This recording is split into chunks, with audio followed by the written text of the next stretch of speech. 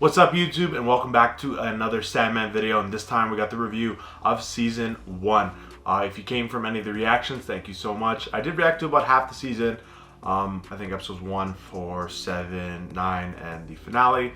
So if you're interested in watching those, that'll be down in the description. But after just wrapping up the series and kind of just quickly reflecting, this was a series that if you did watch the reaction, I did say that I had this circled on my calendar since about potentially the summer of last year. I did hear about it. I did know it was a DC comic, just didn't read it back then. I never did. So, but I was excited to watch the show. I thought it was very intriguing and stuff like that, and I just kind of wanted to go in fresh. You know what I mean? And just watch it for what it was as like a first timer. And man, was it great! I really liked it. It was a series, like I said, like going in, not gonna lie, I just wasn't sure if I was gonna like it, but I ended up really liking it and everything about it. And by the way, shout out! I just don't want to forget to say this. Shout out to Tom Sturridge. The guy killed it, man, as Dream, man. He was so good, dude. Like, oh my god, he played that part perfect. I don't know. I can't see anybody else doing that part. He did a fantastic job. First time I ever seen him act. So now I'm happy that I was introduced to him through the show. And I think, you know, I really want to see him again as Dream in a season 2. Hopefully. We should get one. You know what I mean? I don't see them, you know, ending this world, like, because they can launch this into something like The Witcher. They really want, like, the world of The Witcher with spin-offs. I feel like they can do that with this world and stuff like that. Don't know if DC's gonna allow that. I have no idea about that, but yeah, like I was saying, anyways, he did a great job. All the cast was pretty good, but pretty much the one constant was Dream throughout it all, and pretty much everybody in his dreaming, because it was kind of like, I remember, shout out to whoever said this in the comments on one of my reaction. You look at episodes 1 to 5, the first half, that was kind of its own quest. Going to get his kind of tools again, obviously. His helm and, you know, his sand and his ruby, which we never really seen him wearing his pretty much mask ever again. We never seen it actually after. But now that I realize it, in like the last 5 episodes, I don't think we've seen him with it, or at least the last few. I definitely did not see him with it. So that's kind of interesting to me now that I think about it. But anyway, and then the last 5 was kind of about this Rose Walker storyline in the Vortex, pretty much, and stuff like that, and kind of bringing together the other aspects of the world and stuff like that. And it was awesome, man. It had a lot of emotional moments in the show. That kind of made you like wholesome, and like, you know, you kind of see Dream kind of like, you know, after he got captured, kind of opened his mind a little bit more, you know what I mean, and he's coming around a little bit, especially by the finale and stuff like that with Lucienne, after he kind of, you know, like made her upset, you know what I mean, by like you know, just make her feel like almost worthless in terms of what she can do by helping him, right, in the world, in his with the Wicked world and everything, right? So yeah, so it was just like, it was really good. Like, the storylines were really good. I really did enjoy episodes 1 to 5 way more than the back half, if I'm gonna be honest with you. Him on his journey, like the first episode was very slow, and then picked up right at the end when he escaped and everything. But that 2nd to 5th episode was absolutely crazy. I loved, like, especially that episode against Lucifer. Like, that was my favorite episode, hands down. The reaction I thought was really funny and stuff. How I was reacting to it, it was so good. You know, him going into hell. You know, even like, because how he can transform himself into. I remember that girl that was on the side of one of the walkways, and stuff like that, and like, she wronged like him or something like that. It was just kind of like, that was really cool to see. Even his sister Death, like, that episode was crazy powerful. Okay, it might have been, it wasn't the most action-packed, entertaining, but that shit had me like jaw drop, bro. Like, that was like crazy episode, man. I'm sad I didn't react to it, you know what I mean? I'm definitely gonna work on that for these binges, to try and do the whole seasons, try to change my workload. But anyway, I'm not getting off track. That episode was crazy with Death. I wish we got to see more of that other than the one episode, because it was just emotional, kind of just seeing. I remember he, like, the baby was gonna die, so she had to like kind of hold his, and she was explaining like how, you know, like how she didn't like him, and then after it's like, you know, she's like giving them like a smiling face, you know what I mean, through like the worst times and stuff like that. And you kind of see like, he's like, oh, what's going on, and like, and then he was actually hit by a freaking car, and he didn't even know that, and it's kind of like, no, I don't want to die. Like, that was sad, man. That was really sad, man. And I think like And I know it's not real and stuff like that, but you know, it kind of brought like a different perspective to death, in my opinion, as well, by watching through the show and stuff like that. So that was really good. Him with Constantine, I think in the first couple episodes, I really liked that. That was really cool. I wish we got to see more of her.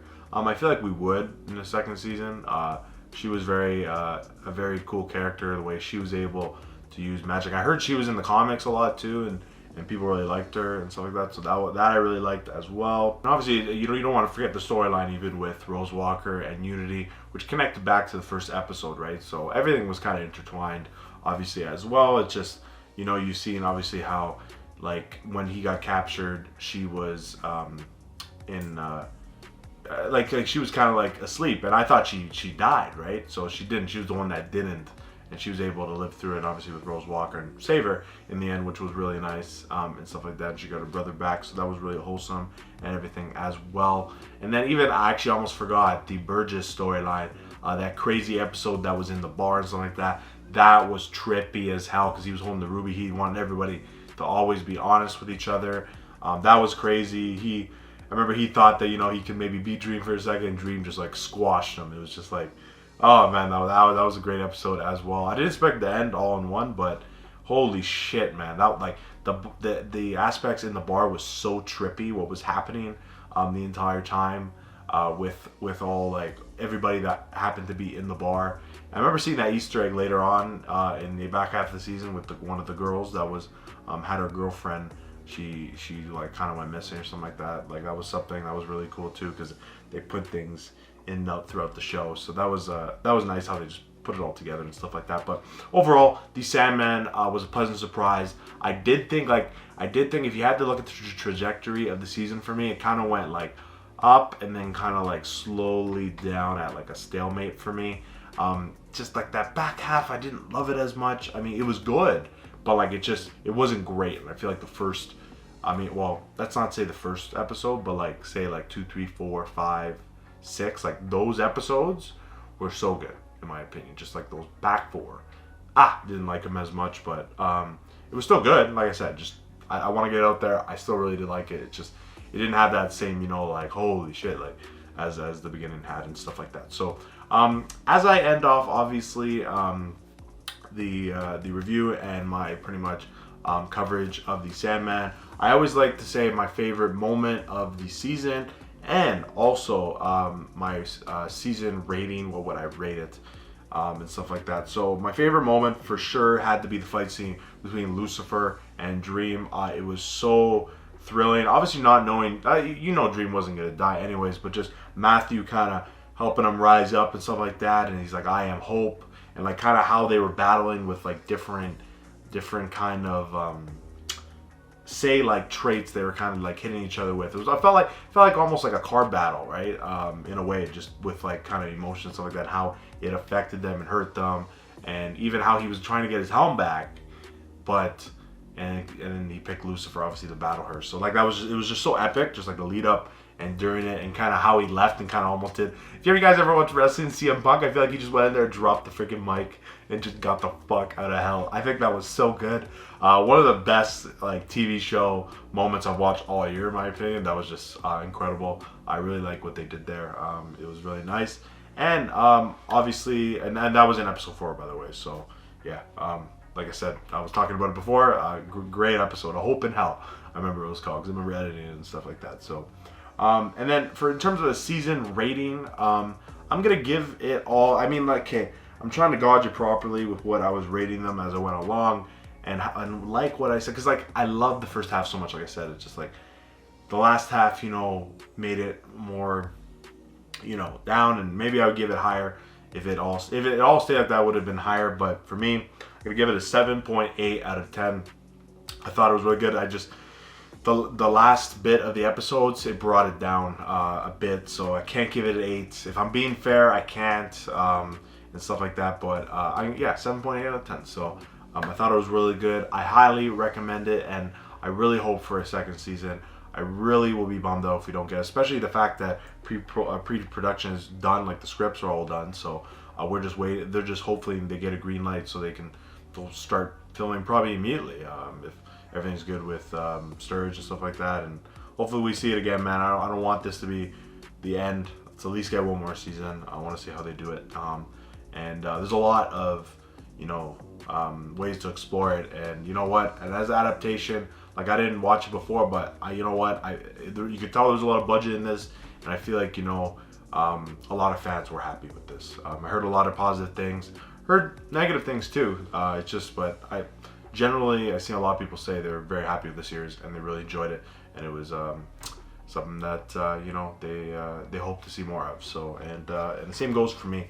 And guys, let me know down below what you thought of the Sandman season 1. What was your favorite episode? What was your favorite moment in the series? And what would you rate it out of 10? And are you hoping for a season 2 to happen and stuff like that? And just, yeah, let me know everything about the season. Do you feel like it was the same way? Like, did it go upwards and kind of go downwards a little bit toward the end? Just let me know what you thought of how the entire season 1 was a long 10-episode season that dropped all at once on Netflix. So, yeah, and can't complain about that.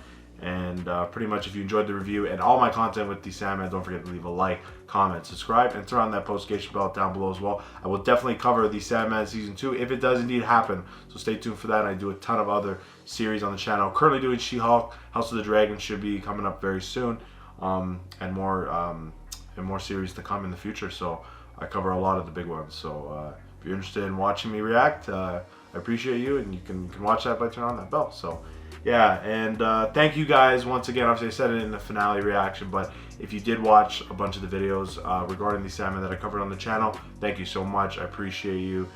You keep the channel alive and everything, and the series was amazing. I really liked it, and I hope you liked it too.